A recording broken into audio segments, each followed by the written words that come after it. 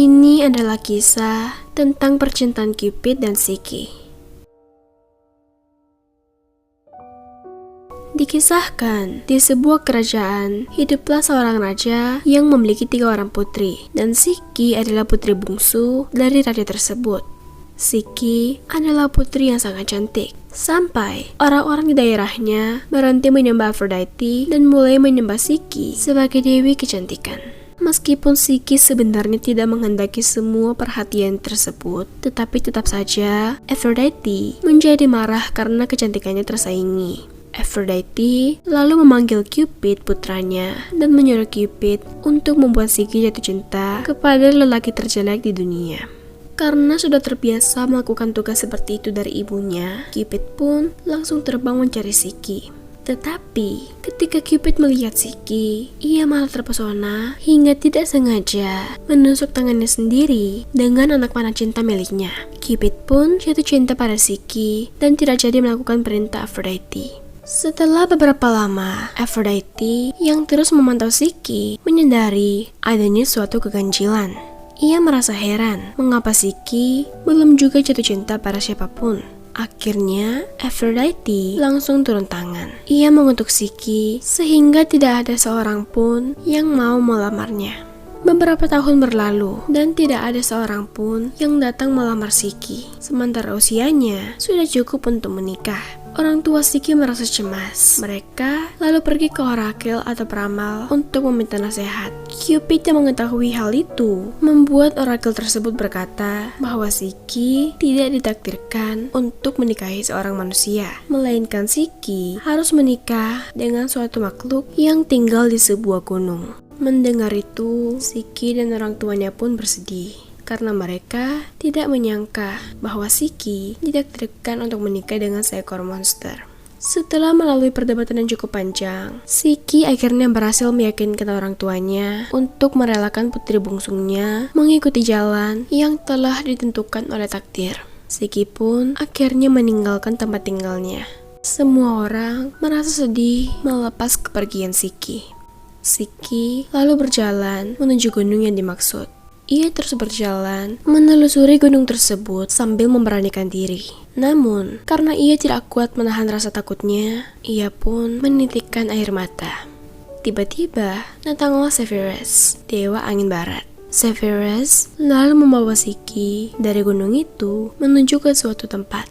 Setelah Psyche sampai di sebuah hutan yang indah, ia pun lalu berjalan lagi hingga sampai ke sebuah tanah lapang yang berumput. Di tengah tanah lapang itu, terdapat sebuah rumah yang indah yang tampak seperti istana. Tiba-tiba, dari langit terdengar suara yang mengatakan bahwa rumah tersebut dibangun untuk tempat tinggal Psyche. Dari sana, ada banyak pelayan yang tidak terlihat untuk membantu memenuhi kebutuhan Psyche. Psyche sangat senang mendengar hal itu. Ia pun masuk dan tinggal di rumah tersebut. Pada saat malam hari, tempat itu sangat gelap dan tidak ada cahaya sedikit pun. Tiba-tiba, Psyche mendengar suara seorang lelaki. Suara itu terdengar halus dan ramah. Dalam hati Psyche berpikir, apakah ini monster yang disebutkan oleh sang peramal? Psyche dan Cupid pun lalu menghabiskan setiap malam bersama-sama. Tetapi Psyche tidak pernah bisa melihat wujud suaminya, karena memang suasananya sangat gelap. Psyche pun memohon agar suaminya menampakkan diri di siang hari. Namun sang suami terus menolak. Ia berkata, jika Psyche melihat wujudnya, maka saat itu juga kebahagiaan mereka akan berakhir. Lama-kelamaan, Psyche mulai merindukan keluarganya. Pada awalnya, Cupid melarang Psyche untuk bertemu dengan keluarganya. Tetapi akhirnya, ia pun mengizinkan saudari-saudari Psyche untuk datang ke istana mereka. Ketika tahu keadaan Psyche, saudari-saudarinya menjadi iri. Mereka lalu berusaha membuat Psyche dan suaminya berpisah, dengan harapan sang suami yang tidak dikenal itu nantinya akan menikahi mereka. Mereka memanas-manasi Psyche. Menurut mereka, Psyche harus tahu identitas suaminya, karena bisa saja suaminya adalah monster, dan seorang monster tentu tidak ingin wajahnya dilihat oleh orang lain. Mereka juga menyuruh Psyche untuk membunuh suaminya itu jika memang suaminya itu adalah monster.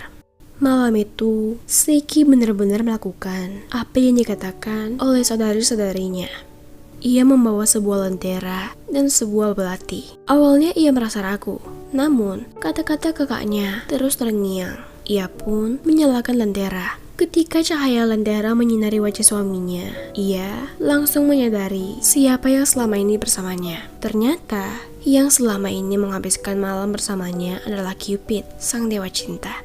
Siki pun makin mencintai Cupid. Namun, karena kaget melihat Cupid, Siki tidak sengaja menumpahkan minyak dari lenteranya. Dan minyak itu mengenai badan Cupid.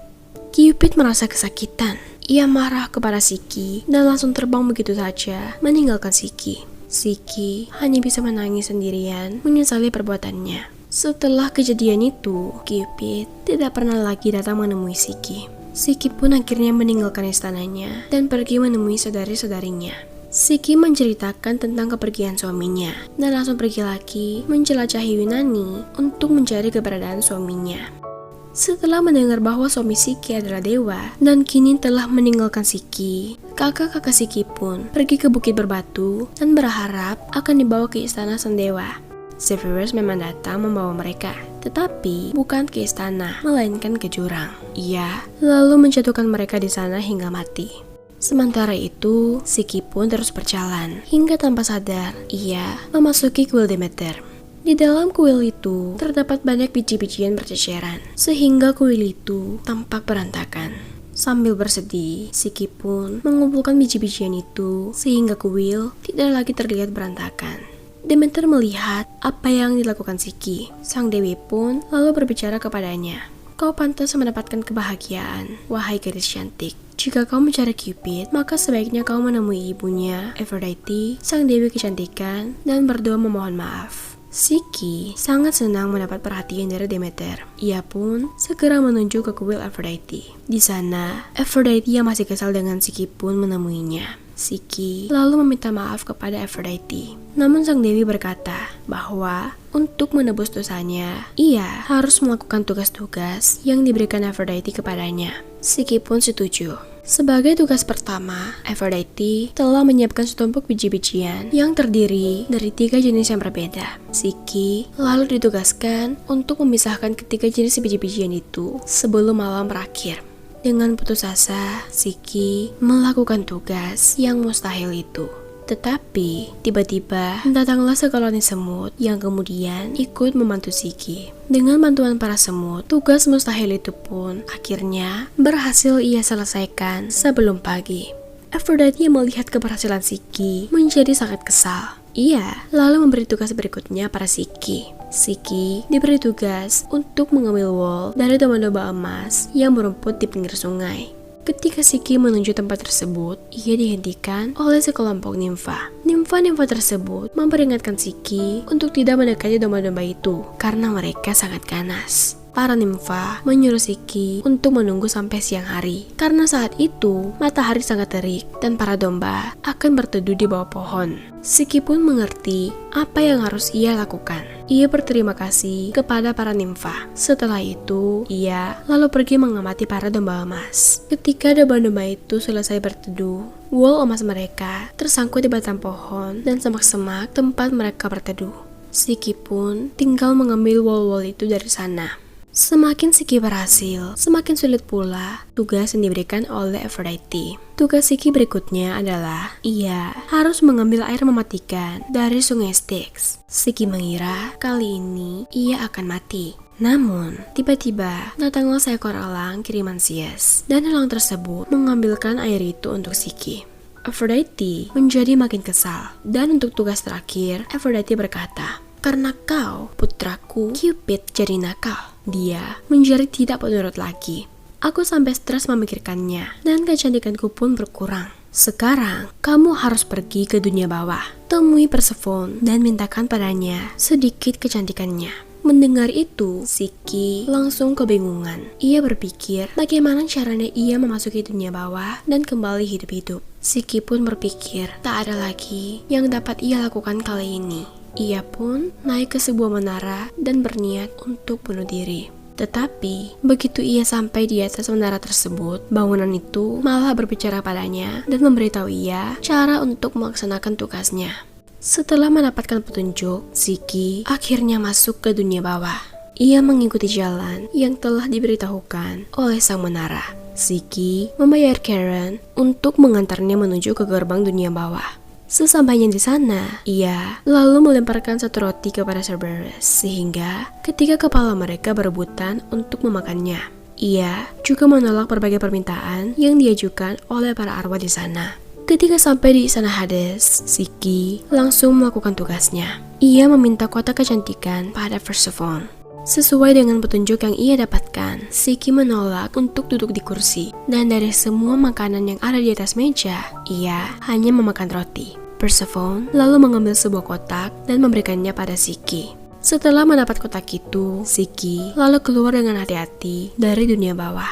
Ia memberi lebih banyak kue pada Cerberus dan membayar lagi pada Karen. Dan akhirnya, Siki pun berhasil sampai ke dunia atas. Namun Siki merasa penasaran dengan kotak yang dibawanya. Ia ingin mendapatkan sedikit kecantikan dari kotak itu. Ia berpikir Cupid nantinya akan menjadi senang kalau ia menjadi lebih cantik. Siki lupa akan peringatan dari sang menara. Ia pun membuka kotak itu. Begitu Siki membukanya, kutukan tidur langsung keluar dari kotak itu dan membuat Siki tertidur abadi. Sementara itu, luka pada badan Cupid telah sembuh dan Cupid telah memaafkan perbuatan Siki. Bahkan ia sangat merindukan istrinya itu. Cupid pun mencari Siki dan menemukannya sedang tertidur dalam kutukan. Cupid lalu mengumpulkan kutukan itu dan memasukkannya lagi ke dalam kotak. Lalu setelah itu, ia lalu mencium bibir Siki. Berkat ciuman dari sang dewa, Siki akhirnya bisa terbangun lagi. Dan ia sangat bahagia melihat suaminya. Cupid lalu terbang ke hadapan Zeus dan memohon agar Siki dijadikan abadi. Zeus setuju dan menyuruh Hermes untuk membawa Siki ke Olympus. Begitu sampai di Olympus, Siki diberi minuman para dewa, yaitu ambrosia. Dan begitu Siki meminumnya, ia langsung menjadi abadi. Kini, Cupid dan Siki bisa bersama dalam kebahagiaan. Cupid dan Siki pun menikah dan memiliki anak yang bernama Hedon. Aphrodite sendiri telah memaafkan Siki. Bahkan ia juga turut menari pada pesta pernikahan anaknya tersebut. Sekian cerita saya kali ini. Jangan lupa subscribe untuk cerita-cerita seru berikutnya. Terima kasih.